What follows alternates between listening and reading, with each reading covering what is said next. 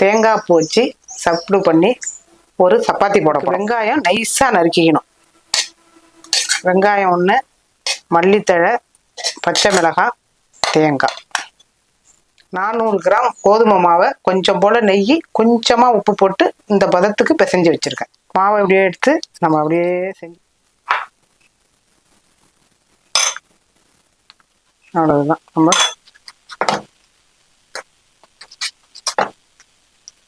மேலே கொஞ்சமாக நெய்,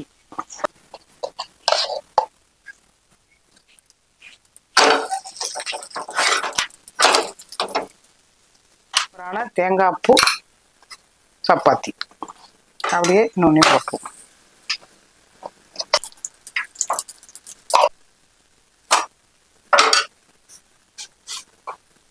சூப்பரான தேங்காய் பூ கொஞ்சம் ஆனியன் மல்லி வச்சு பச்சை மிளகாய் வச்சு பண்ணியாச்சு. ரொம்ப சூப்பராக இருக்கும்.